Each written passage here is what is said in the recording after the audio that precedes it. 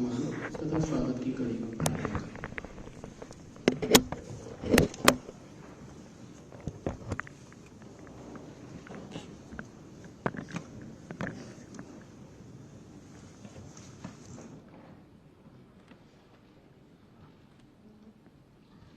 आरोग्य भारती के प्रतिनिधि मंडल बैठक के इस उद्घाटन सत्र में उपस्थित माननीय मुख्यमंत्री श्री योगी आदित्यनाथ जी, मूल रूप से आप गढ़वाल क्षेत्र से हैं।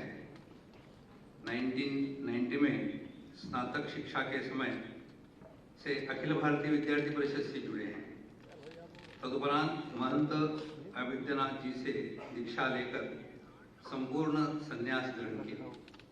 वर्ष 1998 से भारतीय जनता पार्टी से सबसे युवा सांसद बने। 5 बार सांसद रहने के बाद वर्ष 2017 से उत्तर प्रदेश के यशस्वी मुख्यमंत्री पद की शोभा आप बढ़ा रहे हैं। आप अपने अध्ययन काल से ही आकर्षक तथा स्पष्ट वक्ता रहे हैं। मैं माननीय मुख्यमंत्री जी के सम्मान के लिए आरोग्य भारती के अखिल भारतीय अध्यक्ष डॉक्टर राकेश जी पंडित जी को आमंत्रित करता हूं।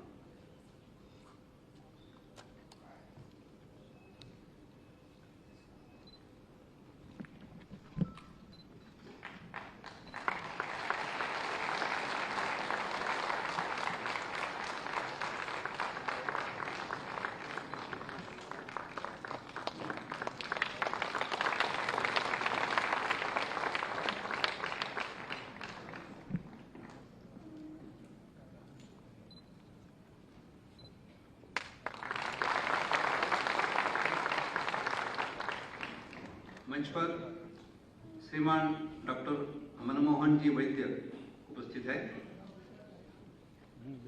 मनमोहन जी का जन्म संघ परिवार में नागपुर में हुआ। आपके पिता संघ के अधिकारी रहे।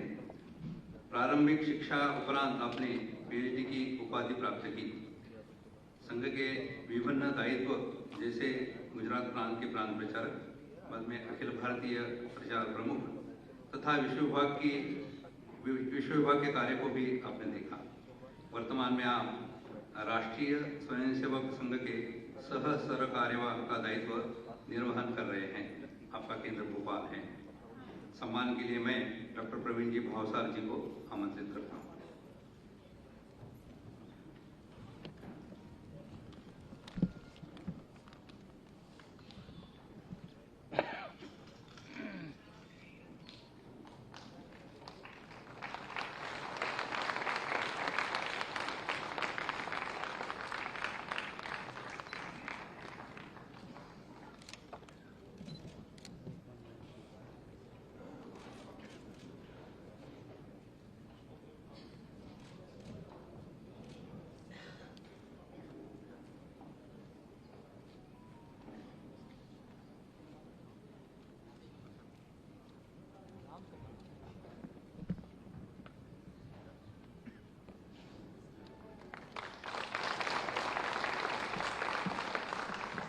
मंच पर उपस्थित राजेश कोटेजा जी मूल रूप से गुजरात से हैं। आप बाल्यकाल से ही स्वयंसेवक रहे हैं। आप प्रारंभ से ही सेवा कार्य से उन्मुख हैं। आपने आयुर्वेद में स्नातक एवं स्नातकोत्तर प्रतिष्ठित गुजरात आयुर्वेद विश्वविद्यालय से पूर्ण किया। बाद में नानाजी देशमुख द्वारा स्थापित महात्मा गांधी ग्रामोदय विश्वविद्यालय में भी अपनी सेवाएं दी। आयुर्वेद क्षेत्र में अग्रणी कार्य हेतु भारत सरकार ने वर्ष 2015 में पद्मश्री से आपको पुरस्कृत किया। वर्तमान में आप वर्ष 2017 से भारत सरकार के आयुष मंत्रालय के सचिव पद पर कार्य कर रहे हैं। सम्मान के लिए मैं श्रीमान कीर्ति कुमार जी को आमंत्रित करता हूँ। कीर्ति कुमार जी।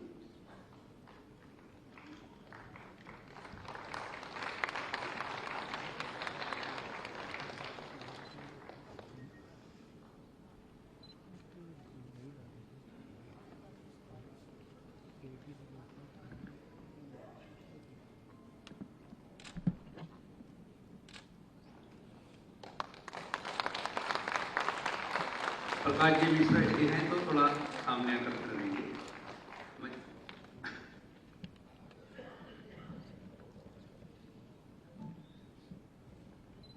मंच पर श्रीमान जगदीश जी गांधी उपस्थित हैं। आप शिक्षा के क्षेत्र में अनुकरणीय कार्य के लिए जाने जाते हैं। आप महात्मा गांधी जी और विनोबा भावे से प्रेरित हैं। अपने सिटी मॉन्टेसरी स्कूल के संस्थापक कार्यवाहक के रूप में और कार्य किया है। CMS ने विश्व के सबसे बड़े विद्यालय होने का कीर्तिमान स्थापित किया है। सम्मान के लिए मैं श्रीमान प्रकाश जी मिश्रा जी को आमंत्रित करता हूं।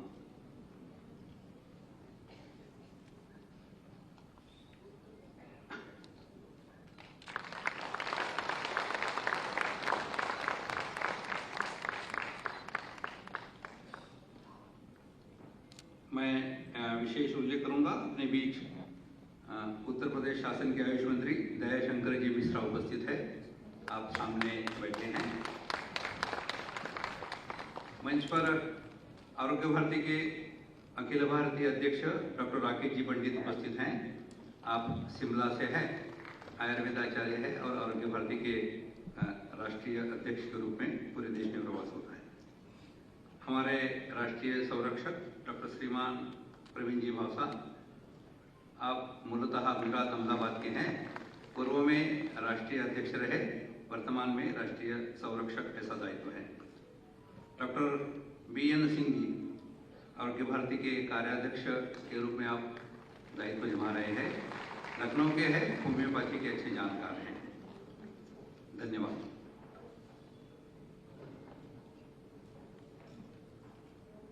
आरोग्य भारती के संक्षिप्त परिचय के लिए श्रीमान डॉक्टर राकेश जी पंडित, अखिल भारतीय अध्यक्ष आरोग्य भारती।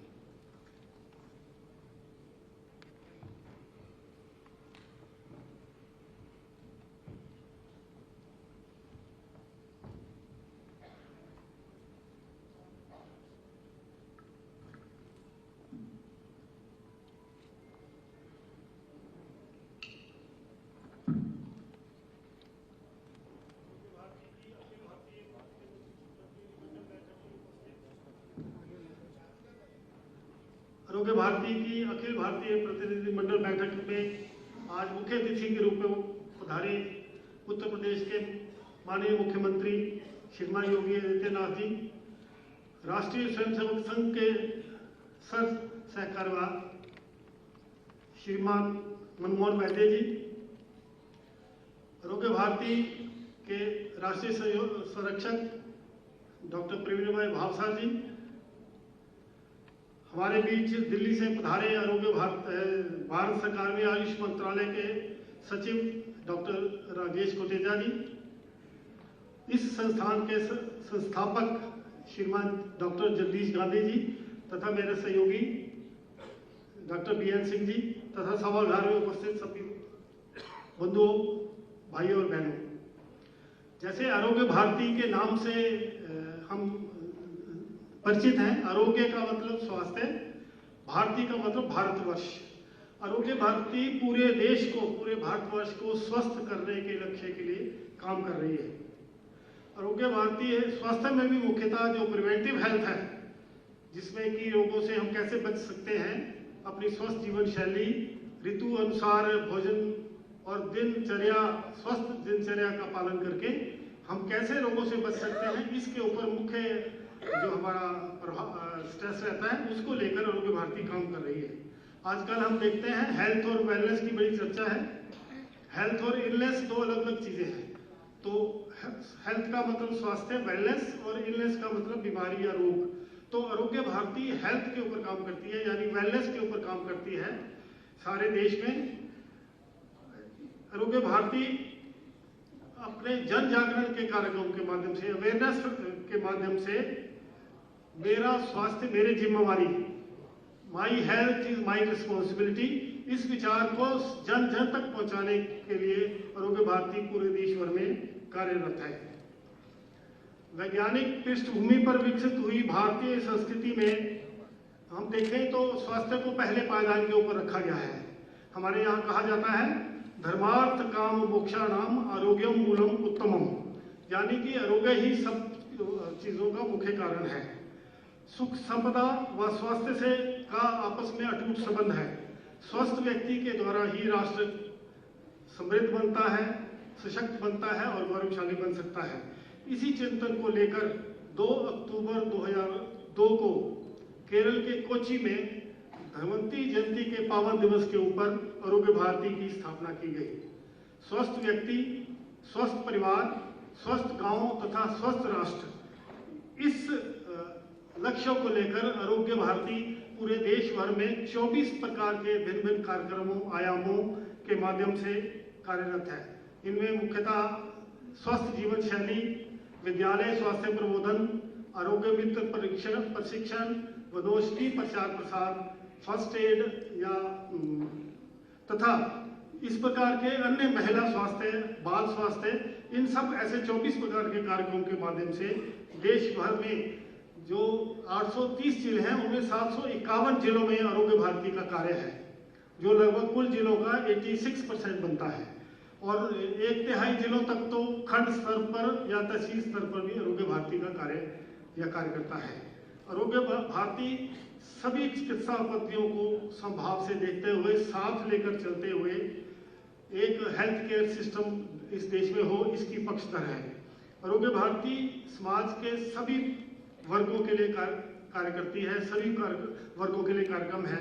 इसके लिए इसमें डॉक्टर्स भी हैं, सभी चिकित्सा पद्धतियों के, मेडिकोज भी हैं, नॉन मेडिकोज भी हैं, पैरामेडिक्स भी हैं, और समाज के आम जन जिनकी स्वास्थ्य के बीच में स्वास्थ्य में रुचि है तथा सेवा अनुरागी है, सेवा भाव है, ऐसे लोग आरोग्य भारती के साथ जुड़े हैं सारे देश में और आगे भी जुड़ सकते हैं।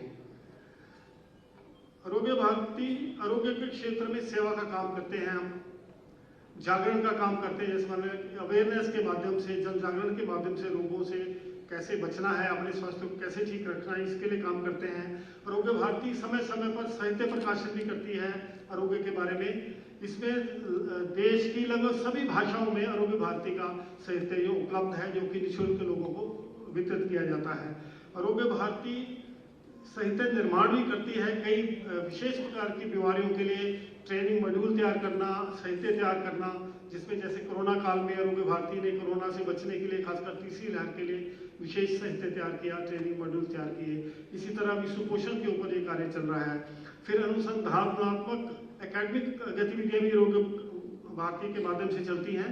इसके साथ साथ आरोग्य के क्षेत्र में समसामयिक जो विषय रहते हैं, कुछ ऐसी चीजें रहती हैं जिससे लगता है कि सरकार या नीति निर्धारकों को उसके विषय में ध्यान देना चाहिए। इसके लिए आरोग्य भारती भारतीय स्वास्थ्य चिंतन के अंतर्गत समय समय पर भारत सरकार तथा अन्य सरकारों को अपने सुझाव देती रहती है, जिसका उदाहरण है सन 2017 में जो स्वास्थ्य नीति भारत सरकार द्वारा घोषित की गई, उसमें अधिकतर जो बिंदु थे आरोग्य भारती द्वारा सरकार को 2014 में सुझाए गए थे। इसी प्रकार वर्तमान में one nation one health system, एक राष्ट्र एक स्वास्थ्य तंत्र, इसको लेकर जो नीति आयोग तथा भारत सरकार कार्य कर रहा है, इसमें भी आरोग्य भारती देश भर के जो विशेषज्ञ हैं उनसे चर्चा कर, उनसे विमर्श करने के बाद हमने भारत सरकार को, नीति आयोग को सन 2021 में एक रिपोर्ट प्रस्तुत की थी, जिसके ऊपर आप बड़ी तेजी से कार्य चल रहा है और पूरे देश में इस विषय के ऊपर चर्चा है। पिछले वर्ष भोपाल में, इसी वर्ष भोपाल में माननीय राष्ट्रपति उस समय के श्री रामनाथ कोविंद जी एक कार्यशाला में आरोग्य मंथन में आए थे और उन्होंने one nation one health system, इसके विचार को बड़ी सराहना की और इसका पक्ष सभी के आगे रखा। इस तरह हम देखते हैं आरोग्य के जो सभी पहलू हैं उनको साथ लेकर आरोग्य भारती बिल्कुल ग्रासरूट लेवल पे कार्य करती है। आज बड़ा सौभाग्य का विषय कि हमारे बीच माननीय मुख्यमंत्री जी तथा अन्य अधिकारीगण उपस्थित हैं और हमें आरोग्य भारती के बारे में और भी जानकारी मिलेगी। मुझे लगता है मुझे इतना ही कहना है। धन्यवाद।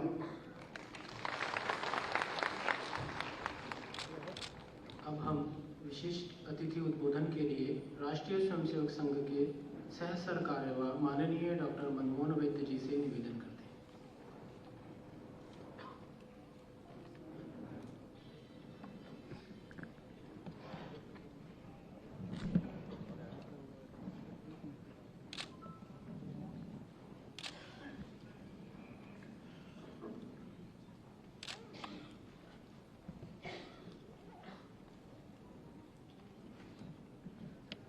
आरोग्य भारती के इस प्रतिनिधि मंडल के अधिवेशन में मंच पर उपस्थित उत्तर प्रदेश के लोकप्रिय मुख्यमंत्री योगी आदित्यनाथ जी, आयुष मंत्रालय के special secretary doctor Rajesh Kotecha, प्रसिद्ध समाजसेवी शिक्षाविद जगदीश जी गांधी और आरोग्य भारती के मंचासीन सभी पदाधिकारी और सभागार में उपस्थित सभी आरोग्य भारती के कार्यकर्ता और शहर के नागरिक भाइयों बहनों, अधिकतर लोग आरोग्य भारती में वैद्य हैं। मैं केवल नाम का वैद्य हूं, इसलिए आरोग्य के बारे में मैं कम बोलूंगा। कल से मैं सोच रहा था आरोग्य शब्द का मूल क्या है, तो अरोग में से आरोग्य बना है। तो रोग न होना, डिसीज न होना, इस अरोग की स्थिति को आरोग्य कहा है। और आरोग्य समाज का, लोगों का, परिवारों का अच्छा हो, इसके लिए अनेक प्रकार के 24 आयामों से आरोग्य भारती के कार्यकर्ता काम कर रहे हैं, उनके बारे में हमने सुना है। लेकिन आरोग्य का साथ शब्द यहाँ पर भारती भी जुड़ा है। मैं भारती के बारे में बात करूंगा। हमें समाज में लोगों को जो बीमार है, जो रोगी है, उनको रोग से मुक्त करना है, हर प्रकार के प्रयत्न करने हैं। लेकिन इसके साथ साथ हमको उनसे एक संबंध, आत्मीय संबंध बांधकर उनको भारत सिखाना है, अपने आचरण व्यवहार से उनको भारत दिखाना है और उनके अंदर का सुप्त भारत के भाव को जगाना है। ये भी साथ साथ काम करना है, इसलिए इसको आरोग्य भारती कहा है। भारत की दुनिया में एक विशिष्ट पहचान है, उसका आधार भारत की आध्यात्मिकता है। Spirituality based way of life that makes Bharat distinct. इस आध्यात्मिकता के कारण ही, जीवन दृष्टिकोण आध्यात्मिक होने के कारण ही सारी सृष्टि को वो कनेक्टेड, एकात्म ऐसा देखता है। और इसने इस भारत के सारे समाज के व्यक्तित्व को, पर्सनैलिटी को शेप दिया है। जैसे अभी यहाँ मेरे कहते समय स्वस्थ राष्ट्र के उल्लेख किया, मैं अरोग, निरामय, स्वस्थ तीन में अंतर करता हूँ। राष्ट्र का स्वस्थ होना यानी अपने स्व में स्थित होना, तो राष्ट्र का यह स्व जगाना पड़ेगा। स्वाधीनता, स्वतंत्रता, स्वावलंबन, स्वदेशी, इस सब में जो स्व है वह भारत का यह आध्यात्मिक चिंतन के कारण जो व्यक्तित्व बना है वह वास्तव में भारत का स्व है, जो किसी के विरोध में नहीं है, सबको साथ लेकर चलने की इसकी विशेषता है, क्षमता है। ऐसा इसका इतिहास रहा है। संक्षेप में इस भारत की इस पर्सनैलिटी के जो प्रमुख पहलू है, पहला पहलू है एकम सद विप्रह बहुधा वदन्ति। सत्य ईश्वर एक ही है, एक है, एक ही नहीं, एक है। वहां तक पहुंचने के मार्ग विभिन्न हो सकते हैं, वे सभी समान है। सबका स्वीकार करना ये भारत की विशेषता रही है। टॉलरेंस, सहिष्णुता, ये वास्तव में भारत की विशेषता नहीं रही। ऐसा स्वामी विवेकानंद ने 1893 के अपने भाषण में कहा है। क्योंकि टॉलरेंस में एक प्रकार का इनटॉलरेंस है। जब मैं कहता हूँ मैं आपको बर्दाश्त कर रहा हूँ, मतलब मेरा तो मारने का मन हो रहा है, लेकिन इट डजंट लुक गुड, मैं बर्दाश्त करूंगा। इसलिए स्वामी जी कहते हैं we go beyond tolerance and we accept all ways to be true. सबका स्वीकार। स्वामी जी ने कहा कि मुझे गर्व है यह कहते हुए कि हमारी संस्कृत भाषा में एक्सक्लूजन के लिए कोई शब्द नहीं है, क्योंकि हम किसी को छोड़ते नहीं है। सबका समावेश करते हुए साथ लेके चलना, ये भारत की एक विशेषता है। और अनेकता में एकता देखकर विविधता में ऐक्य प्रस्थापित करना, ये भारत की विशेषता है। इसलिए भारत का वर्णन कंट्री ऑफ डाइवर्स कल्चर्स ऐसा होता है, वास्तव में सही नहीं है। सही बात यह है, India has a culture that celebrates diversity. तो विविधता का उत्सव मनाने का सिखाने वाली है। यह भारत की एक ही संस्कृति है जिसका आधार आध्यात्मिक है। इसलिए सबको साथ लेकर चलने की विशेषता, रविंद्रनाथ टैगोर कहते हैं, नए मानवों के संभाग से हम भयभीत नहीं होंगे। उनकी विशेषताओं को पहचान कर उनको प्रिजर्व करते हुए विदाउट डिस्ट्रॉइंग देम, उनको साथ लेने की विलक्षण क्षमता भारत रखता है। यह भारत की विशेषता है। और प्रत्येक व्यक्ति में ईश्वर का अंश है और मनुष्य का जीवन का अंतिम लक्ष्य इस अंदर के देवत्व को प्रकट करते हुए मोक्ष पाना है। ये मेरे अंदर के देवत्व को प्रकट करने का प्रत्येक का मार्ग अलग अलग हो सकता है। इतने प्रकार की उपासना, इतने प्रकार के रिलीजन्स, धर्म अलग है, रिलीजन अलग है। इसलिए यहाँ पर अपनी अपनी उपासना चुनने का स्वातंत्र भारत में हर एक को रहा है। इसलिए यहाँ पर पहले से स्पिरिचुअल डेमोक्रेसी रही है। यह सो भारत के सारे समाज के लोग इसके साथ अपने आप को जोड़ते हैं। यह भारत की विशेषता रही है, यह भारत का स्व है। ऐसे भारत को तो हम सब एक है। एकता का भाव अगर मजबूत रहेगा तो विविधता, डिफरेंसेस, भेद नहीं लगेगी। और आध्यात्मिक आधार के कारण ही समाज को लौटाना, समाज को देना, यह हमारे यहाँ धर्म कहा गया है। उपासना अलग है, धर्म अलग है। धर्म की व्याख्या मैं करता हूं कि open your eyes and close your capital I. आंखें खोलो, मैं छोटा करो, तो हम का दायरा बड़ा होता है। और जो हमारे नहीं, वे भी हमको अपने लगने लगते हैं। उनके लिए कुछ करने का, देने का मन होता ही है। यह देना, समाज को लौटाना, वापस करना, इसको धर्म कहा है। स्वामी विवेकानंद शिष्या भगिनी निवेदिता ने कहा, जिस समाज में लोग अपने परिश्रम का पारिश्रमिक अपने ही पास न रखकर समाज को देते हैं, ऐसे समाज के पास एक्यूमुलेटेड पारिश्रमिक के पूंजी पर समाज संपन्न समृद्ध बनता है, तो समाज की हर व्यक्ति संपन्न समृद्ध बनती है। ये धर्म है। धर्म डज नॉट डिस्क्रिमिनेट। धर्म कनेक्ट्स विद ऑल, धर्म यूनाइट्स ऑल, धर्म बाइंड्स ऑल टुगेदर, धर्म होल्ड्स ऑल टुगेदर। इसलिए हमारे यहाँ धर्म की व्याख्या है, धारणा धर्म मिथ्या हो, धर्मो धार्यते प्रजा। ये समाज को देते रहना। और ये पैंडेमिक में हम लोगों ने देखा है, भारत के सिवाय अनेक देशों में भी पैंडेमिक था। वहां केवल राज्य कर्मचारी ही लोगों की सेवा कर रहे थे। भारत में राज्य कर्मचारियों ने जी जान से सेवा की है, इसमें कोई दो मत नहीं है। परंतु बड़ी मात्रा में समाज का वर्ग बाहर निकला है। लाखों की संख्या में 5.5 लाख संघ के स्वयंसेवकों ने यह जानलेवा इन्फेक्शस डिसीज है, यह जानते हुए भी बाहर निकलकर काम किया है। क्योंकि समाज मेरा अपना है, इसके पीछे की प्रेरणा केवल आध्यात्मिक है और कुछ नहीं है।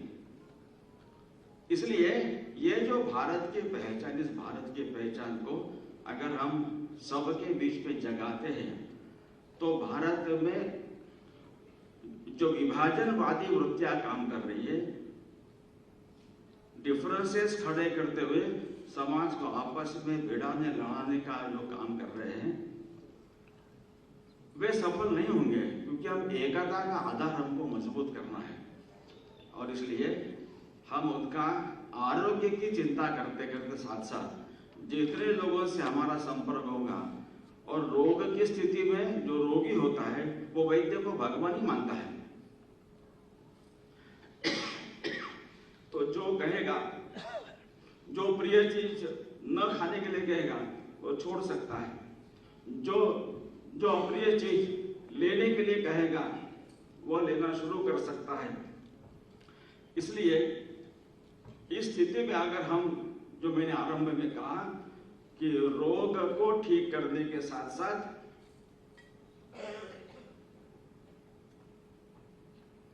जो आरोग्य भारती नाम रखा है, तो भारत उनको सिखाना, समझाना पड़ेगा। समझाते हैं तो दृष्टि बदल जाती है।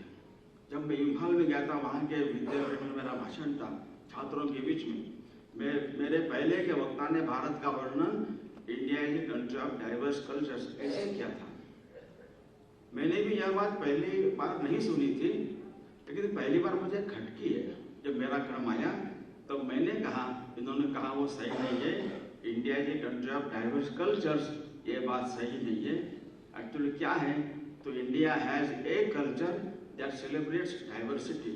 तो सब बच्चों ने तालियां बजाई, वो स्वयंसेवक नहीं थे। यानी आप बात करते हैं तो दृष्टि मिलती है।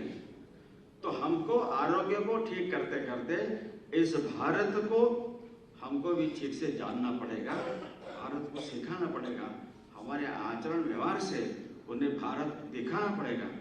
और उनके अंदर का भारत जगाते हैं, ये जगता है तो कैसे काम करते हैं। आखिरी बात कहकर मेरी बात पूर्ण करूंगा मैं।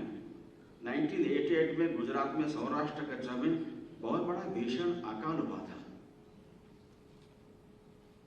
तो खेड़ा गुजरात वगैरह दक्षिण गुजरात के वहां थोड़ी नदी पानी की स्थिति ठीक थी, तो वहां से परिवारों से सुखड़ी नाम का एक पौष्टिक पदार्थ अनेक दिन तक घर में टिकता है, आटा घी और गुड़ का मला जो बनता है, ऐसे घर घर से सुखड़ी बनाकर वहां भेज रहे थे बड़ौदा में। मैं वहां विभाग प्रचारक था। तो सुखड़ी के ऐसे बॉक्सेस भरकर टेम्पो पे लाद कर जा रहे थे। इतने में एक भिखारन जैसे देखने वाली एक माता जी लकड़ी टेकती हुई आई।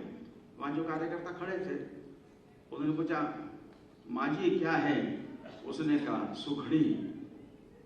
तब तो उनको लगा सुखड़ी मांगने आई है। सुनकर उन्होंने कहा, माँ जी यहाँ के लिए नहीं है, वो सौराष्ट्र में जहाँ अकाल हुआ है वहां के लिए है, यहाँ के नहीं है। तो उसने कहा, बेटा मैं मांगने नहीं देने आई हूँ। अपने साड़ी के पल्लू में से एक छोटी सुखड़ी के एक पैकेट निकाला, एक छोटी पुड़िया निकाली। वो सही में भिखारन थी। 2 दिन के भिक्षा से जो आटा मिला था वो स्वयं भूखी रहकर उसने उसमें से सुखड़ी बनाकर वहां पर चलकर देने आई थी। ये जब अंदर का वहां जगता है कनेक्शन, तो कितना प्रचंड परिणाम ला सकता है। ऐसे असंख्य उदाहरण हैं, आपके भी ध्यान में आते होंगे। इसलिए हम आरोग्य का रक्षण संवर्धन करते करते भारत को सिखाना, दिखाना, जगाना, यह भी काम करते रहे, यही अपेक्षा है।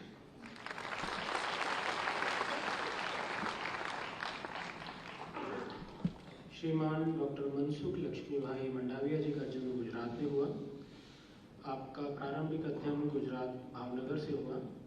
आप प्रारंभ से ही अखिल भारतीय विद्यार्थी परिषद तक गुजरात के दायित्ववान कार्यकर्ता रहे। तदुपरांत वर्ष 2002 में गुजरात में विधायक रहकर सेवाएं दी। भारतीय जनता पार्टी और भारत सरकार के विभिन्न दायित्वों का निर्वहन करते हुए वर्तमान में आप भारत सरकार के स्वास्थ्य एवं परिवार कल्याण मंत्रालय के माननीय मंत्री पद पर सुशोभित हैं। आज किन्हीं कारणोंवश आप कार्यक्रम में उपलब्ध नहीं हो सके। हम सभी उनका संदेश सुनेंगे।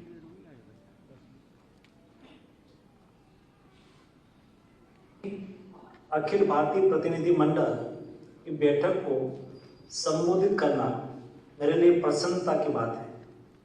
लखनऊ में आयोजित इस बैठक के उद्घाटन सत्र में मैं खुद यहाँ आकर उपस्थित रहना चाहता था, लेकिन मैं आपके बीच वहाँ नहीं आ पाया और मुझे वर्चुअली शामिल होना पड़ रहा है।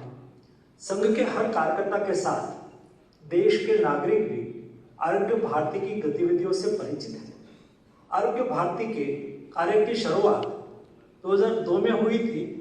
तब से लेकर अब तक की 20 वर्षों की यात्रा में आरोग्य भारती का कार्य सभी शासकीय राज्यों तक यानी कि 86 से भी अधिक जिलों में पहुंच गया है। आरोग्य भारती स्वास्थ्य को संपूर्णता में देखता है और इसकी सुविधा देश के अंत्योदय तक पहुंचे, यही उद्देश्य है जिस पर हम लगातार कार्य कर रहे हैं। माननीय प्रधानमंत्री श्री मोदी जी की हेल्थ को टोकन में नहीं लेकिन टोटल में देखने की बात हमेशा रही है। जब हम स्वास्थ्य को संपूर्णता में देखने की बात करते हैं तो उसका मतलब होता है कि प्रिवेंटिव एस्पेक्ट और क्रिएटिव एस्पेक्ट दोनों पर काम करना होता है।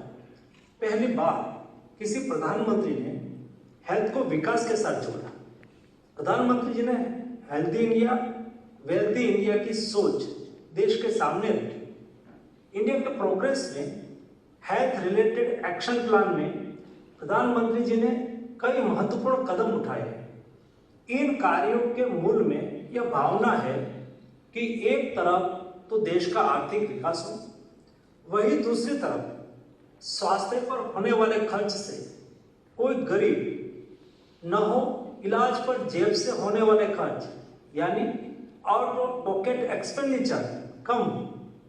इसके लिए हर स्तर पर काम किया जा रहा है। प्रधानमंत्री जी ने आयुष्मान भारत योजना की शुरुआत की। इसके तहत 5 लाख तक के मुफ्त इलाज की व्यवस्था तो आज की गई। गांव से लेकर राष्ट्रीय स्तर पर बेहतर स्वास्थ्य सेवाएं लोगों को मिल सके, इसके लिए प्रधानमंत्री जी ने हर स्तर पर हेल्थ इंफ्रास्ट्रक्चर को मजबूत करने का काम भी किया है। अब तक 1,20,000 से अधिक ऐसे केंद्र जन सेवा का कार्य करने लगे हैं।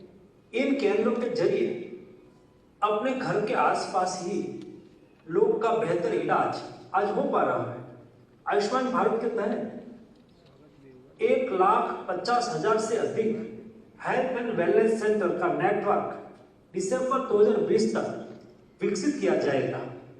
अगर किसी की स्वास्थ्य समस्या का समाधान इस स्तर पर नहीं हो सका तो इसके लिए जिला अस्पतालों का नेटवर्क भी बनाया गया है।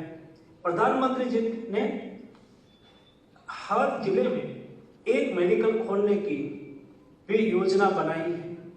देश में 174 नए मेडिकल कॉलेज आज खोले जा रहे हैं। ब्लॉक और जिला स्तर पर हेल्थ इंफ्रास्ट्रक्चर मजबूत हो, इसके लिए प्रधानमंत्री जी ने अभी हाल ही में Ayushman Bharat health infrastructure mission की शुरुआत की है। इसके तहत अगले 5 सालों में हेल्थ इंफ्रास्ट्रक्चर को मजबूत करने के लिए 64,000 करोड़ रुपए से अधिक आज खर्च किए जा रहे हैं। जिला स्तर के अस्पतालों से बड़े अस्पताल में अगर किसी के इलाज की शुरुआत है तो ऐसे लोगों के लिए प्रधानमंत्री जी ने देश भर में एम्स का नेटवर्क तैयार किया है। आज भी जब गुणवत्तायुक्त स्वास्थ्य सेवा की बात हो या गुणवत्तायुक्त स्वास्थ्य शिक्षा की, हमारे जहान में सबसे पहला नाम एम्स का ही आता है। पूरे देश में एम्स की संख्या बढ़ाकर 22 की जा रही है। इससे लोगों को टर्शरी केयर की बेस्ट सुविधा अपने ही राज्य में मिल रही है। सिर्फ अस्पताल खोलने से तो काम चलेगा ही नहीं, इनमें पर्याप्त संख्या में डॉक्टर भी होना चाहिए। मुझे बताते हुए गर्व होता है कि पिछले 7 वर्षों में मोदी जी के नेतृत्व में मेडिकल सीटों की संख्या में अभूतपूर्व वृद्धि हुई है। 2013-14 में पूरे भारत में तकरीबन 51,000 अंडर ग्रेजुएट मेडिकल सीटें थी। प्रधानमंत्री जी के प्रयासों से इन सीटों की संख्या में तकरीबन 45,000 की वृद्धि हुई है और इनकी संख्या बढ़कर 96,000 से भी अधिक आज के दिन में हो चुकी है। इसी तरह पोस्ट ग्रेजुएट मेडिकल सीटों की संख्या तकरीबन 31,000 से थी, उससे बढ़कर वह 60,000 से अधिक ऑलरेडी हो चुकी है।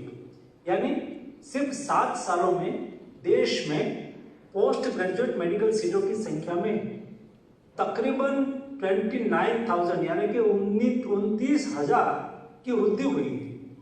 हम सब जानते हैं कि इलाज पर होने वाले कुल खर्च का तकरीबन 60% खर्च दवाओं पर होता है।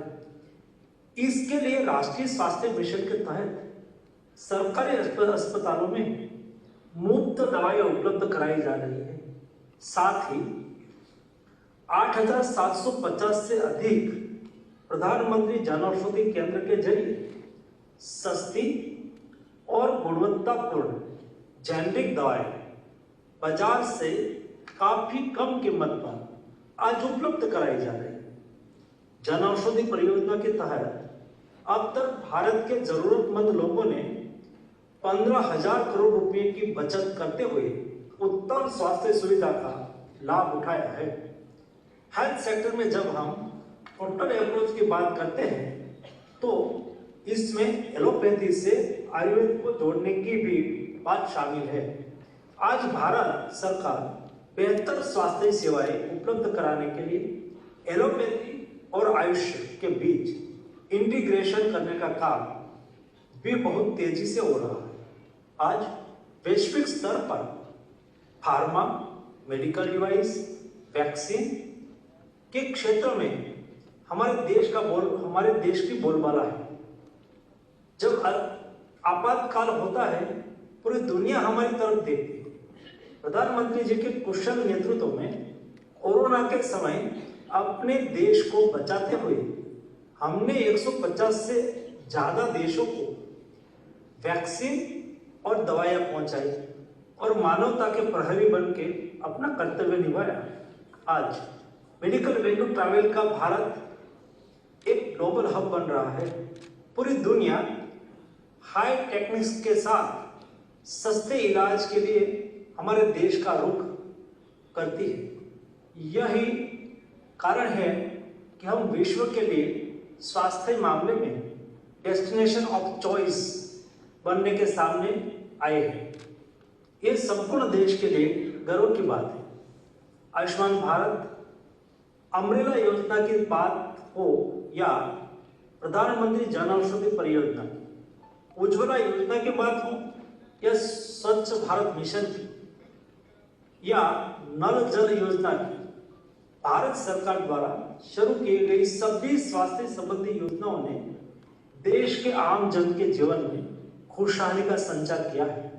अब लोगों को यह भरोसा हो गया है कि उनकी सरकार उनके साथ है। उनके हर दुख दर्द में सरकार का सहारा है। बेहतर हेल्थ इंफ्रास्ट्रक्चर, डॉक्टर की बढ़ी हुई संख्या और किफायती दर पर गुणवत्तापूर्ण दवाइयों की उपलब्धता से स्वस्थ भारत का निर्माण आज हो रहा है। इस स्वस्थ भारत के निर्माण में सरकार के साथ साथ आरोग्य भारती जैसे संगठनों और देश के आम नागरिकों की भी अहम भूमिका रही। मुझे पूरा विश्वास है हम सब मिलकर प्रधानमंत्री जी के स्वस्थ भारत समृद्ध भारत के संकल्प को साकार करें। धन्यवाद।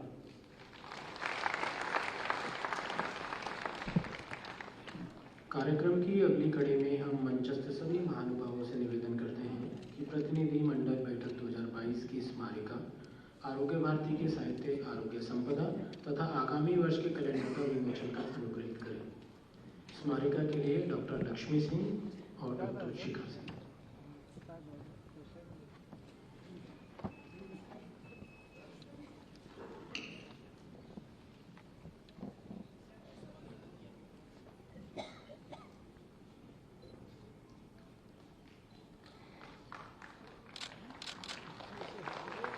हर वर्ष की भांति इस बार भी स्मारिका की टैगलाइन स्थानीय आधार पर निर्धारित की गई है।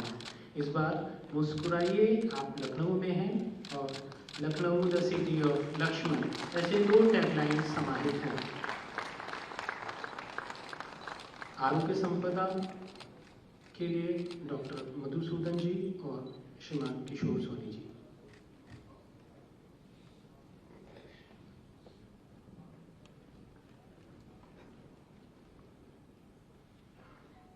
आरोग्य संपदा आरोग्य भारती की मासिक पत्रिका है। आरोग्य संपदा पूरे भारत में पढ़ी जाने वाली एक स्वास्थ्य पत्रिका है।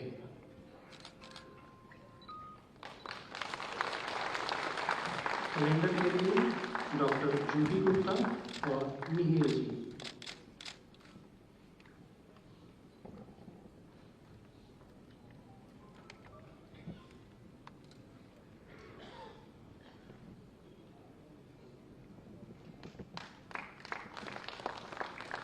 कैलेंडर की परिकल्पना डॉक्टर जूही गुप्ता भोपाल द्वारा की गई है और इसका यह स्वरूप मिहिर जी द्वारा प्रदान किया गया है।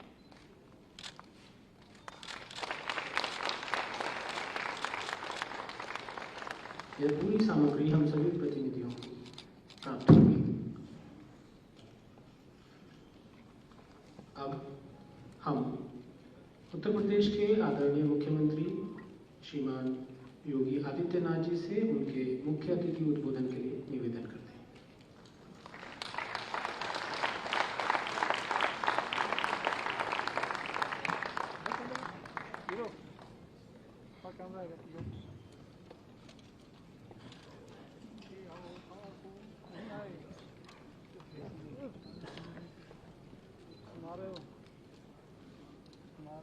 आरोग्य भारती के अखिल भारतीय प्रतिनिधिमंडल बैठक 2022 के उद्घाटन सत्र में मंच पर उपस्थित राष्ट्रीय स्वयंसेवक संघ के सह सरकारवा सम्मान्य डॉक्टर मनमोहन वैद्य जी, आयुष सचिव भारत सरकार वैद्य राजेश कोटेचा जी, आरोग्य भारती के संरक्षक डॉक्टर प्रवीण अवसर जी, राष्ट्रीय अध्यक्ष आरोग्य भारती डॉक्टर राकेश पंडित जी, राष्ट्रीय कार्याध्यक्ष आरोग्य भारती डॉक्टर बीएन सिंह जी, राष्ट्रीय महासचिव डॉक्टर सुनील जोशी जी, सीएमएस के संस्थापक प्रबंधक श्री जगदीश गांधी जी, वर्चुअली आज के इस कार्यक्रम में जिनका अभी संदेश प्राप्त हुआ है डॉक्टर मनसुख भाई मंडवा जी, प्रदेश सरकार में मेरे सहयोगी आयुष मंत्री श्री दयाशंकर मिश्र दयालु जी, देश भर से आए हुए आरोग्य भारती से जुड़े हुए सभी हमारे प्रतिनिधिगण और उपस्थित भाइयों बहनों, मैं सबसे पहले अखिल भारतीय प्रतिनिधिमंडल आरोग्य भारती के अखिल भारतीय प्रतिनिधिमंडल में उपस्थित आप सभी प्रतिनिधियों का प्रदेश की राजधानी लखनऊ में हृदय से स्वागत करता हूं। मैं आरोग्य भारती को इस बात के लिए धन्यवाद देता हूं कि उन्होंने अपनी अखिल भारतीय प्रतिनिधिमंडल की यह बैठक देश की आबादी के सबसे बड़े राज्य उत्तर प्रदेश के अंदर आयोजित किया है।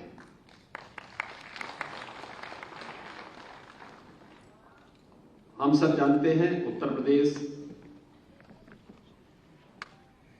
न केवल देश की आबादी का सबसे बड़ा राज्य है बल्कि भारत की आध्यात्मिक और सांस्कृतिक विरासत का प्रतिनिधित्व भी करता है। और भगवान धन्वंतरी जिनकी स्मृति को ध्यान में रखकर के हम लोग इस आयोजन को आगे बढ़ाते हैं, उनकी पावन भावभूमि भी उत्तर प्रदेश की ही धरती है। और इस अवसर पर मैं आप सबका हृदय से स्वागत करता हूं, अभिनंदन करता हूं। आरोग्य भारती अखिल भारतीय स्तर पर संपूर्ण आरोग्यता को प्राप्त करने के लिए विगत 20 वर्षों से कार्य कर रही है। और इस सदी की सबसे बड़ी महामारी के दौरान आरोग्य भारती के स्वयंसेवकों और कार्यकर्ताओं की कार्य पद्धति को हम सब ने बहुत नजदीक से महसूस भी किया। हम देख रहे थे बहुत सारी जगह इस प्रकार की स्थितियां थी कि प्रत्येक नागरिक को कोरोना जैसी महामारी से बचाव के लिए और जागरूकता के लिए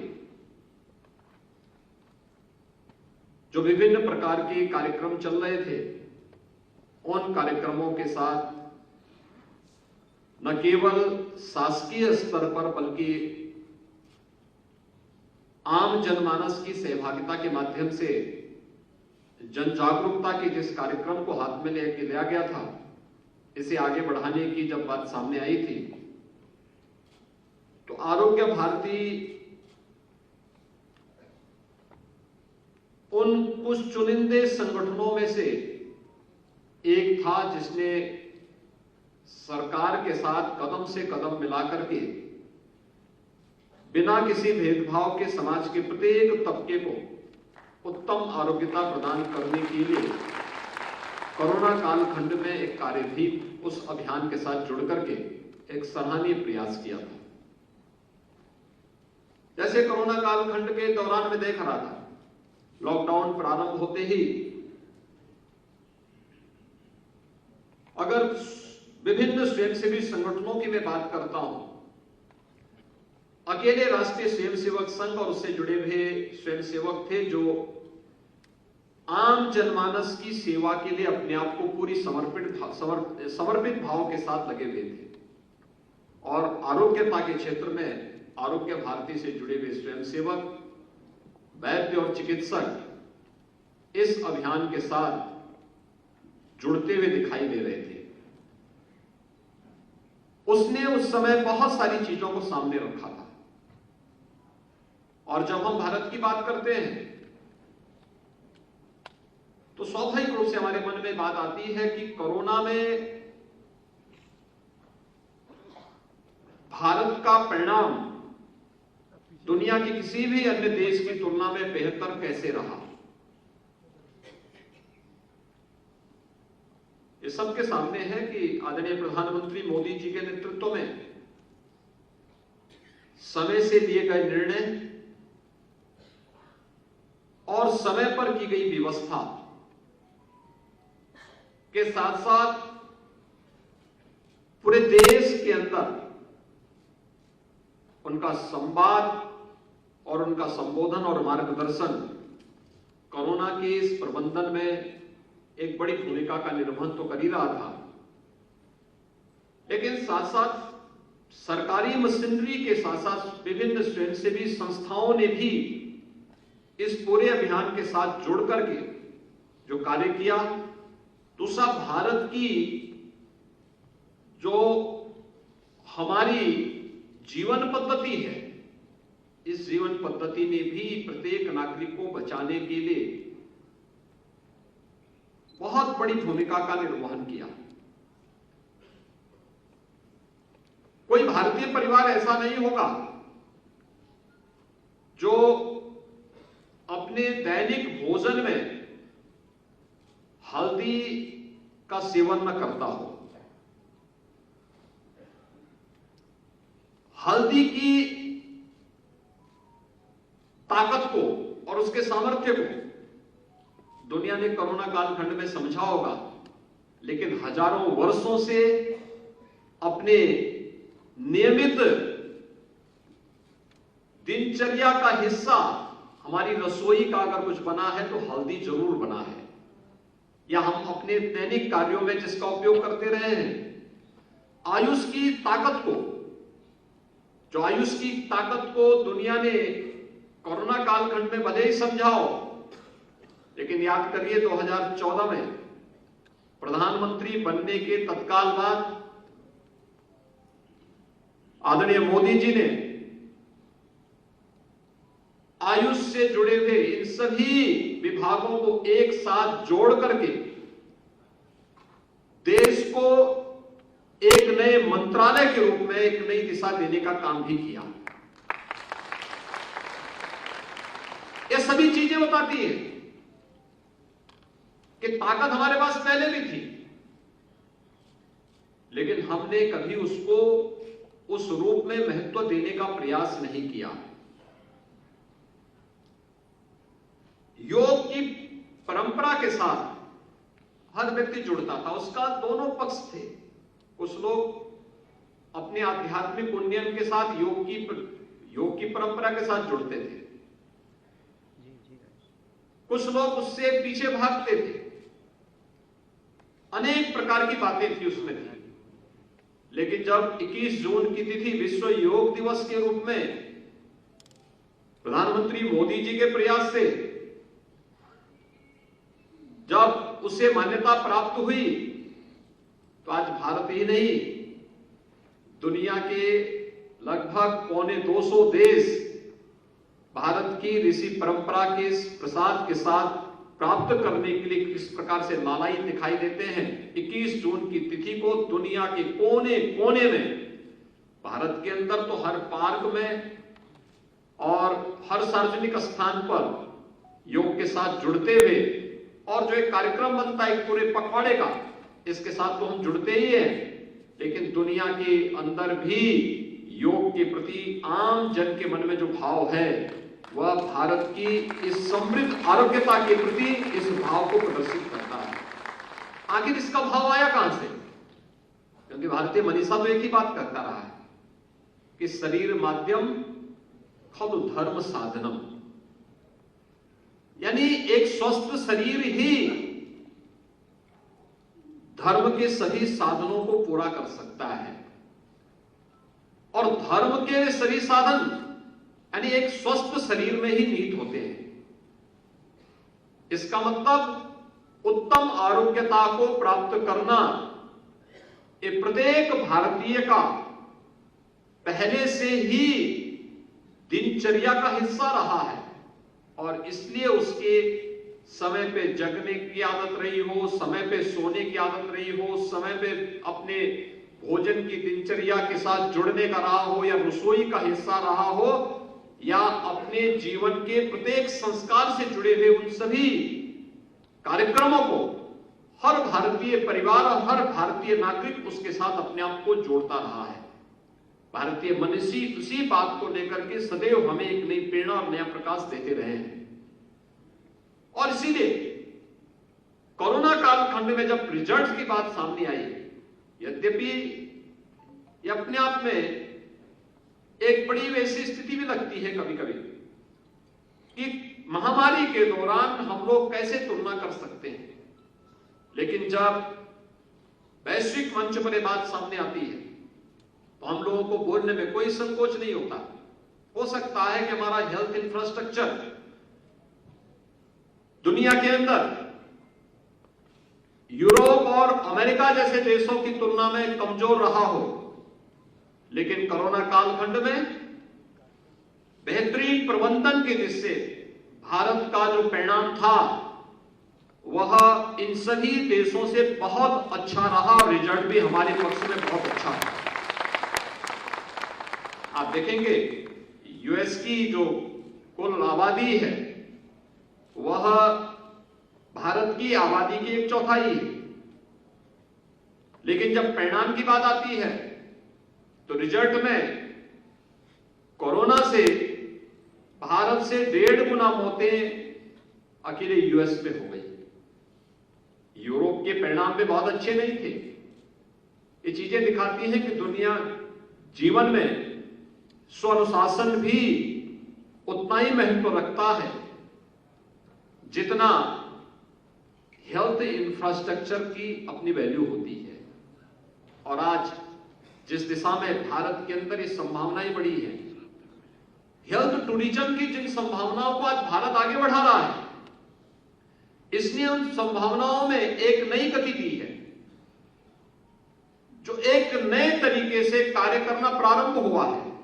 उत्तर प्रदेश जैसे राज्य की जब बात करते हैं, उत्तर प्रदेश की आबादी आज के दिन में 25 करोड़ है। 25 करोड़ की आबादी के राज्य में हमारे 75 जनपद हैं। 1947 से लेकर के 2017 तक 70 वर्षों में उत्तर प्रदेश में केवल 12 गवर्नमेंट मेडिकल कॉलेज खुल पाए थे, और 2017 से लेकर 2022 के बीच में वर्तमान में हम लोग प्रदेश के अंदर 35 नए मेडिकल कॉलेज के साथ एक जनपद एक मेडिकल कॉलेज निर्माण की प्रक्रिया के साथ जुड़ चुके हैं। जो शेष 16 जनपद हमारे बचे थे, जिन जनपदों में मेडिकल कॉलेज नहीं बन पाए थे, गवर्नमेंट या निजी क्षेत्र ने जहां पे रुचि नहीं ले पाए या समय पे उस कार्यक्रम को आगे नहीं बढ़ा पाए, वहां पर भी हमने पीपीपी मोड पर इस कार्य को आगे बढ़ाना प्रारंभ किया। तो उसमें भी हमारे 6 जनपदों में ये कार्य हम लोग चयन की प्रक्रिया के अंतिम चरणों में पहुंच चुके हैं। यानी मात्र 10 जनपद आज के दिन पर हमारे पास कुछ ही दिनों के बाद रहेंगे, जहां पे निजी क्षेत्र अथवा सरकार शासकीय माध्यम से कोई एक मेडिकल कॉलेज के निर्माण की प्रक्रिया का कार्यक्रम वहां पे पूरा किया जा सके। आज उस दिशा में तेजी के साथ प्रयास प्रारंभ हुआ है और इस दिशा में वास्तव में एक स्वस्थ समाज के निर्माण के लिए आवश्यक है कि हम प्रत्येक व्यक्ति की आरोग्यता के बारे में उस प्रकार की पहल को और उस प्रकार की जागरूकता के कार्यक्रम को आगे बढ़ाएं। और इस दिशा में जितने भी प्रयास प्रारंभ हुए हैं, आपके सामने एक उदाहरण मैं दूंगा और मैं सचमुच जिन बातों को आपके सामने रखना चाहता हूं वो बातें भी मैं आपसे कहना चाहूंगा। उनमें से जो सबसे बड़ी बात है, उत्तर प्रदेश के अंदर हमारा पूर्वी उत्तर प्रदेश, जिसमें गोरखपुर, बस्ती, देवीपाटन कमिश्नरी के साथ साथ बस आपका बरेली और सहारनपुर कमिश्नरी तक 38 जनपद हमारे ऐसे थे जहां पर मस्तिष्क ज्वर यानी इंसेफ्लाइटिस से प्रतिवर्ष हजारों मौतें होती थी। ये जो सीजन था वर्तमान में मध्य जुलाई से लेके मध्य नवंबर तक, प्रतिवर्ष इस सीजन में वहां पर 1200, 1500 से लेके 2000 तक मौतें होती थी। ये मौतें 1 से लेके 15 वर्ष तक के बच्चों की होती थी और 40 वर्ष में इन 38 जनपदों में 50,000 से अधिक बच्चों की मौतें हुई थी। आप आश्चर्य करेंगे कि 40 वर्षों में इस दिशा में कोई प्रयास क्यों नहीं हो पाया? क्यों नहीं हम उस रोग पर प्रभावी नियंत्रण करने में सफल हुए?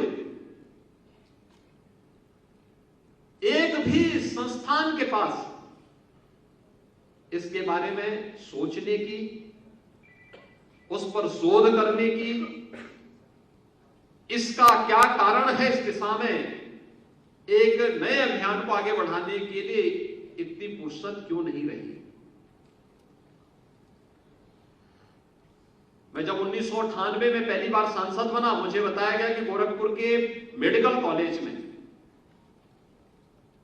बच्चे बहुत बड़ी मात्रा में भर्ती हैं।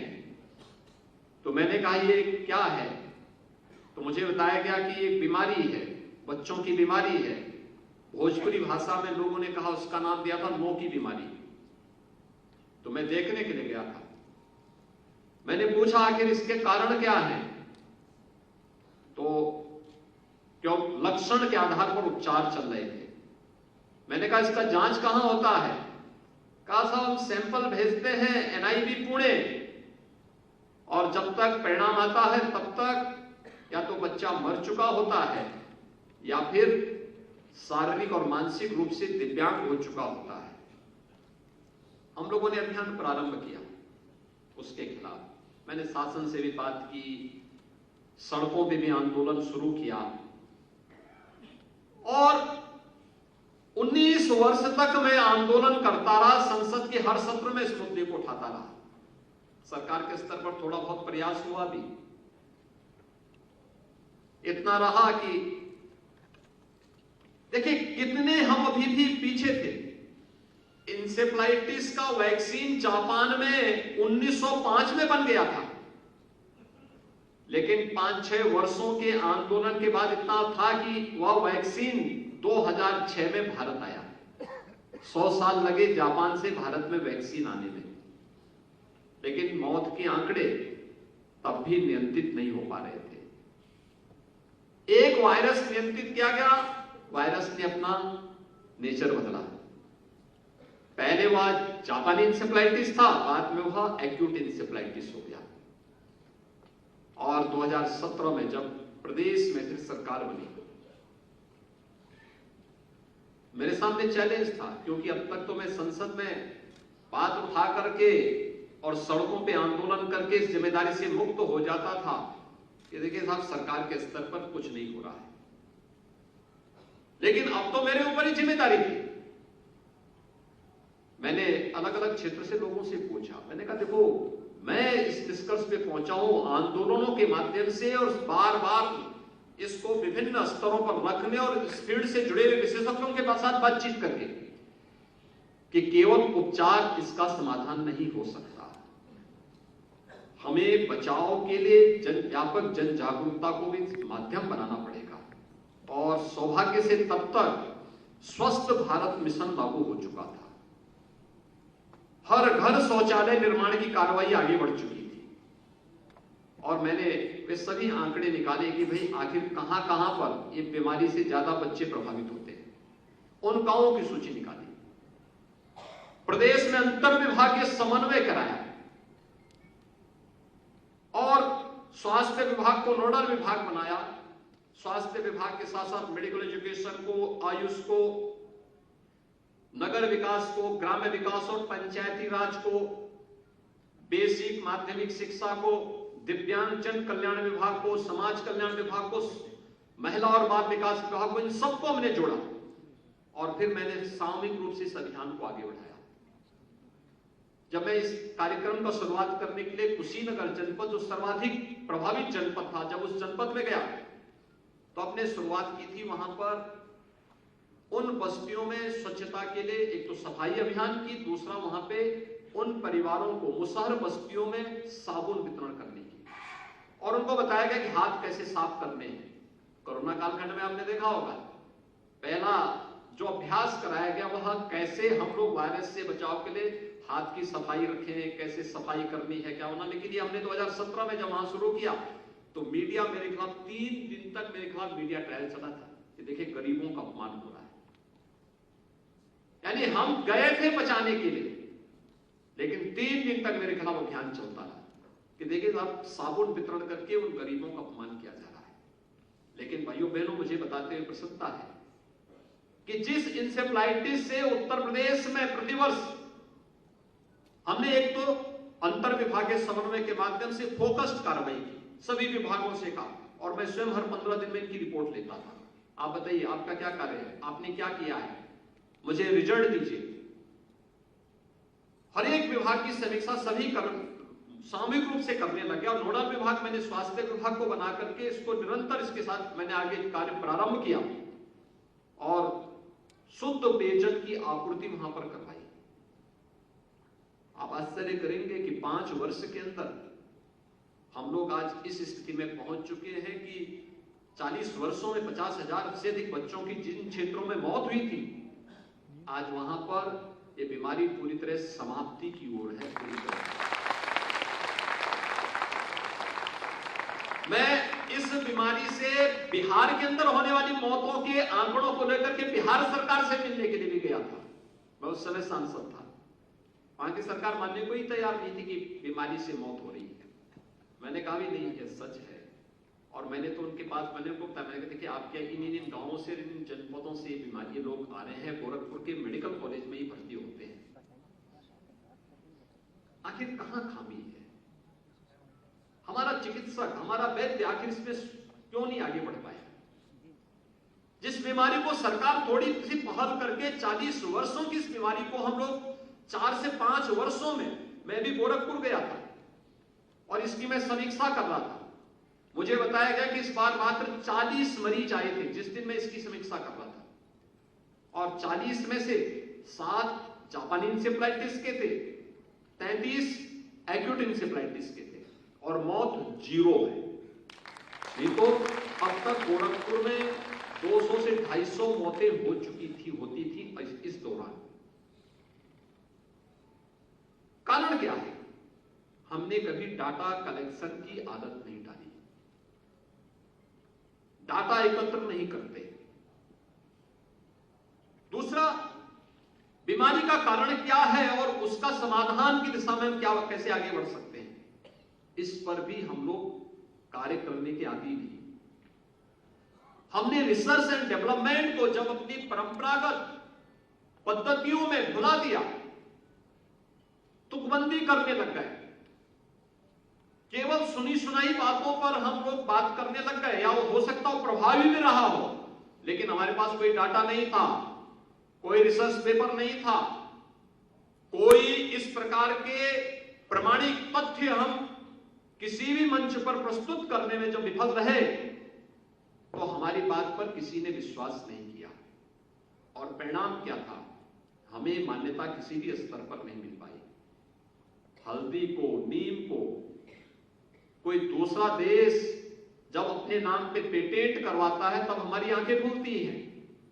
करे, हल्दी का उपयोग तो हम रोज अपनी सब्जी में और अपने यहां दाल में करते हैं, हमारा कोई भोजन हल्दी के बगैर होता ही नहीं है, जानते हुए कि हल्दी में कोई स्वाद नहीं, लेकिन ये हमारे इम्यूनिटी सिस्टम को ठीक करता है। हल्दी के अंदर कुछ ऐसे गुण जरूर हैं जो एंटी एलर्जिक भी है, और यह वे तमाम प्रकार के गुणों की एक खान है, और इसको तो हमारे शास्त्र पहले से कहते आ रहे हैं, तब हम लोग उसके खिलाफ लड़ते हैं, तब हम उसके खिलाफ बोल पड़ते हैं। कोई योग को अपने नाम से पेटेंट कराता है, आखिर हमारे लोग क्यों इसमें मौन थे? और उस दिशा में आगे बढ़ने की आवश्यकता है। हम नए समय के अनुरूप अगर अपने आप को आगे ढाल पाएंगे, चल पाएंगे, क्योंकि आज आपके पास जो डाटा होगा, आपका जो रिसर्च होगा, और आपके द्वारा जो पेटेंट करने की प्रक्रिया के साथ जुड़ करके उस कार्यक्रम को आगे बढ़ाएंगे। मैं देखता हूं व्यक्ति एक बार डिग्री ले लिया, उसके बाद तो फिर वो रिफ्रेशर कोर्स में या किसी सीएमई में भी जाना बहुत कम कर देता है, अपनी प्रैक्टिस पे ज्यादा ध्यान देता है। सरकारी नौकरी में लग गया तो उसके बाद तो फिर भगवान भरोसे है, ये मान लेता है कि अब तो जिंदगी भर प्रमोशन तो उसका जन्मसिद्ध अधिकार हो ही गया। तो ये जो जन्मसिद्ध अधिकार की जो प्रवृत्ति है, ये हर एक क्षेत्र में हमें पिछाड़ता है, और इसी में हम लोगों को आज नए सिरे से सोचने की आवश्यकता है। आज भारत सरकार भी और राज्य सरकार भी इस दिशा में एक नए प्रयास को आगे बढ़ा रही है, और उस नए प्रयास को मुझे लगता है कि आरोग्य भारती जैसे संगठनों को नेतृत्व देना चाहिए। आरोग्य भारती इस दिशा में बहुत कुछ कर सकती है। आरोग्य भारती ने बहुत अच्छे सुझाव हमें कोरोना कालखंड में दिए थे। आरोग्य भारती इस दिशा में बहुत कुछ कर सकती है, बहुत अच्छा कार्य कर सकती है। ये संभावनाएं हमारे पास मौजूद है, और मुझे विश्वास है कि आरोग्य भारती का ये अखिल भारतीय प्रतिनिधि सभा की बैठक इन सब पर मंथन करते हुए हमारे दैनिक जीवन की क्रियाकलापों के अंदर जो हमारा नित्य प्रति की दिनचर्या है, इसका क्या प्रभाव हो सकता है, हमारे नियमित खान पान किस रूप में है, और इसका आरोग्यता से क्या संबंध है, या फिर अन्य चीजों को लेकर के भी बहुत चीजें हम लोग देश और दुनिया के सामने दे सकते हैं। आधी बीमारी तो केवल सावधानी और सतर्कता से हम दूर कर सकते हैं। शेष जो बीमारी बचेगी उस बीमारी को दूर करने के लिए थोड़े से प्रयास और होंगे तो हम लोग एक स्वस्थ समाज से स्वस्थ राष्ट्र की परिकल्पना को साकार करने में कोई देर नहीं लगेगी। आज आप देख रहे होंगे एक नई व्यवस्था हमने बना, एक नई जो चीजें प्रारंभ हुई है खेती बाड़ी में भी, जो अन्न हम पैदा करते हैं, सब्जी पैदा करते हैं, फल पैदा करते हैं, केमिकल फर्टिलाइजर और पेस्टिसाइड कितने बड़े पैमाने पर आप डालते हैं, कितने बड़े पैमाने पे उसमें पड़ता है। प्राकृतिक खेती, और प्राकृतिक खेती के साथ ही उसके सर्टिफिकेशन की कार्रवाई को भी उसके साथ जोड़ना। सरकार ने इस दिशा में प्रयास प्रारंभ कर दिया। हम लोग अब पिछले 2 वर्ष के अंदर 1,10,000 हेक्टेयर भूमि को हमने प्राकृतिक खेती के साथ जोड़ा है। अगले 1 वर्ष के अंदर फिर हम लोगों ने 1 लाख हेक्टेयर को प्राकृतिक खेती के साथ जोड़ने के लक्ष्य के साथ अब कार्य कर रहे हैं। उसके सर्टिफिकेशन के लिए भी हम लोगों ने अपने 4 कृषि विश्वविद्यालयों को कह दिया है कि भाई आपको अपनी लैब को इन्हें सर्टिफाई करने के लिए तैयार करना है। एक समय सीमा के अंदर कृषि विज्ञान केंद्रों को इसके साथ हम जोड़ रहे हैं, और बहुत अच्छे परिणाम सामने आ रहे हैं, बहुत अच्छे परिणाम आ रहे हैं। गौ माता भी बचेगी, और साथ साथ उत्तम खेती के माध्यम से विष मुक्त खेती भी हम देकर के उत्तम आरोग्यता की दिशा में एक नया प्रयास इसके माध्यम से भी कर सकते हैं। इसमें तमाम संगठन कार्य कर रहे हैं। इस दिशा में भी आरोग्य भारती जैसी संस्थाओं को भी शोध करने की आवश्यकता है, क्योंकि जो कुछ भी खाएंगे वह व्यक्ति के पेट में जाकर के अगर गलत होगा, विष होगा, तो विष तो अपना प्रभाव दिखाएगा ही, और अगर वह विष मुक्त होगा तो उसकी उत्तम आरोग्यता में भी उसका योगदान हो सकता है। हर घर नल की योजना कैसे इस दिशा में अच्छा प्रयास हो सकता है। शुद्ध पेयजल की भूमिका क्या हो सकती है, ये हर घर नल योजना के माध्यम से भी, जल जीवन मिशन के माध्यम से इसे भी प्राप्त करने में बड़ी मदद मिल सकती है। अन्य क्षेत्रों में भी बहुत कुछ हो सकता, छोटे छोटे प्रयास, डाटा कलेक्शन, पीएचडी में किस रोगी में कौन से लक्षण है और इसके कारण क्या है, इन सभी चीजों को, बहुत सारी चीजें ऐसी होंगी जो थोड़ी सी, कभी कभी व्यक्ति बीमारी केवल शारीरिक ही नहीं होती, मानसिक भी होती है। एक बार मुझे एक संत कहे, उन्होंने कहा मैं बहुत बीमार हूं, तो मैंने कहा चलो मैं आपको दिल्ली दिखाता हूं। 4 लोग उनको टांग करके लेके आ गए रेलवे स्टेशन पर। मेरे लिए बड़ी समस्या कि इनको कहां मैं लेके जाऊं। खैर मेरे पास बर्थ था, मैंने उसमें उनको लिटाया। दिल्ली में मैं उनको हॉस्पिटल में लेके गया, एम्स में लेके गया। एम्स के डायरेक्टर ने उनको देखा और एम्स के डायरेक्टर ने कहा कि इनको तो कोई बीमारी नहीं। वो कह रहे साहब मैं तो लखनऊ में जो है इतने हजार की जांच करा चुका हूं, मुझ पे बेड भी बन चुकी है, सब कुछ हो चुका है। डॉक्टर ने उनकी बेड उतारी और उसको डस्टबिन में डाल दी। वो चिल्लाए, अरे साहब ये तो हजारों रुपए की बेड है। कहा ये हजारों रुपए की बेड ही नहीं, आपकी बीमारी का कारण भी है। उन्होंने कहा पैदल थोड़ा चलिए। वो थोड़ा भयभीत थे, कहा मैं गिर जाऊंगा। कहा गिरने दीजिए। वो थोड़ा चले, कहा आपको कोई बीमारी नहीं है, आप केवल समय पे जगने की आदत डालिए, समय पे भोजन लेने की आदत डालिए और अपने खान पान को दुरुस्त कर लीजिए, आपको कोई बीमारी नहीं। मैं एक पेन किलर दे रहा हूं। उन्होंने मुझे कहा योगी जी आप इनको थोड़ा कुछ योगासन सिखा दीजिए, ये ठीक हो जाएंगे, कोई बीमारी नहीं। और मैं देख रहा था उसके बाद वो कम से कम 20 साल और जिए और स्वस्थ जीवन जिए। एक हमारी रहन सहन खान पान की जो पद्धति है ये भी बीमारी का कारण बनता है। इन सब पर भी ध्यान देकर हमें इसके डाटा कलेक्शन करने चाहिए, फिर उसको प्रकाशित करने चाहिए, अच्छे मैगजीन में, अच्छे जर्नल में जाएं। फिर जो चीज आपको लगता है कि बहुत नया है, अगर आवश्यकता पड़ती है उसके पब्लिकेशन के साथ साथ उसके पेटेंट की प्रक्रिया के साथ भी जुड़ने की दिशा में प्रयास करेंगे। तो मुझे लगता है कि आरोग्य भारती को इस दिशा में एक नए अभियान को अपने हाथ में लेने की आवश्यकता है। इस नए एज की, न्यू एज की इस पद्धति को जब हम अपनाएंगे तो आप देखना वैश्विक मंच पर एक बार फिर भारत छाता हुआ दिखाई देगा। इन्हीं शब्दों के साथ मैं आरोग्य भारती के भारतीय प्रतिनिधिमंडल का प्रदेश की राजधानी लखनऊ में हृदय से स्वागत करता हूं, आप सबका अभिनंदन करता हूं। और मुझे पूरा विश्वास है कि आप यहां पर अपने चिंतन और मंथन से जिस अमृत को यहां से निकालेंगे उसको आम जन तक पहुंचाने में एक बड़ी भूमिका का निर्वहन करेंगे। इस पूरे कार्यक्रम की प्रति मेरी शुभकामनाएं। धन्यवाद। जय हिंद।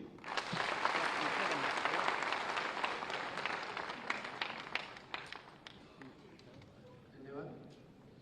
मैं मुख्यमंत्री जी का ध्यान आकर्षित कराना चाहूँगा कि आरोग्य भारती ने गोरखपुर क्षेत्र में स्वर्ण के माध्यम से इस बीमारी के रोकथाम के लिए कार्य किया है और भरसार ग्राम उसका एक उत्कृष्ट उदाहरण है। पब्लिकेशन और साहित्य में भी और अनुसंधान में भी आरोग्य भारती उत्कृष्ट कार्य करने का प्रयास कर रही है। धन्यवाद ज्ञापन के लिए आरोग्य भारती के अखिल भारतीय कार्याध्यक्ष श्रीमान डॉक्टर BN सिंह जी।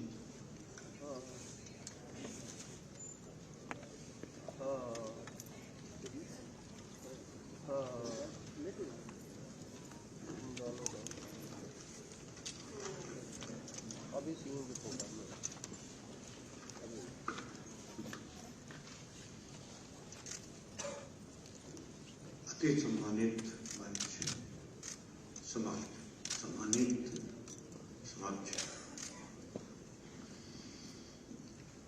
अब हम इस उद्घाटन कार्यक्रम के अंतिम चरण पर हैं।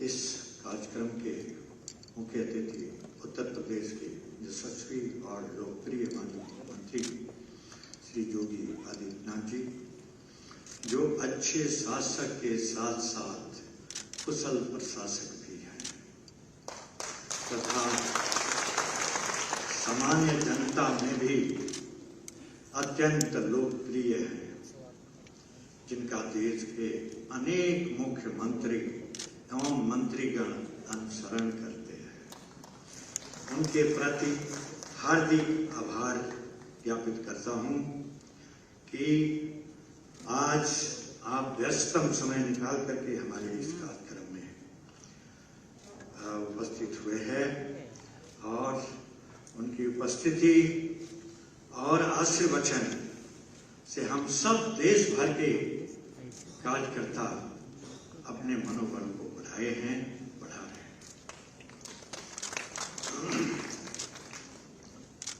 दूसरे डॉक्टर श्री मनसुख मांडविया जी, जो भारत सरकार में माननीय स्वास्थ्य एवं परिवार कल्याण माननीय मंत्री हैं, यद्यपि उनकी किसी खास व्यवस्था के कारण वीडियो के माध्यम से अपना संदेश ही हमें दे पाए हैं, उनके लिए भी हम धन्यवाद ज्ञापन करते हैं। उसी प्रकार हम सबके मार्गदर्शक डॉक्टर मनमोहन वैद्य जी, जो राष्ट्रीय स्वयंसेवक संघ के सह सरकारवाह हैं, उनके प्रति भी कृतज्ञता ज्ञापित करता हूं। उन्होंने हमारा मार्गदर्शन किया है और आगे एक अन्य सत्र में भी अपने विचार हम लोगों के समक्ष रखेंगे। आज सौभाग्य से हमारे बीच हमारे इस उत्तर प्रदेश सरकार के आयुष माननीय मंत्री श्री दयाशंकर जी, मिस्टर दयालु जी उपस्थित हैं।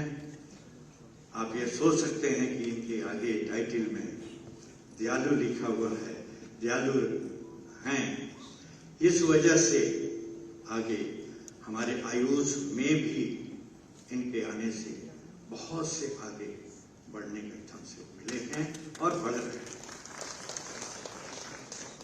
मंच पर उपस्थित और एक प्रमुख व्यक्ति जो अपने कार्यकर्ता ही हैं और वर्तमान में भारत सरकार के ये आयुष मंत्रालय में सचिव हैं, वैद्य, ऐसे वैद्य राजेश कोटेचा जी, जिनके मार्गदर्शन में आयुष मंत्रालय उत्तरोत्तर नए नए प्रयोग करते हुए प्रतिभान स्थापित कर रहा है, उनके लिए भी धन्यवाद ज्ञापन करता हूं। विदित ही है कि उनका विचार इस उद्घाटन सत्र के तुरंत बाद वाले सत्र में हम सभी को मिलने वाला है।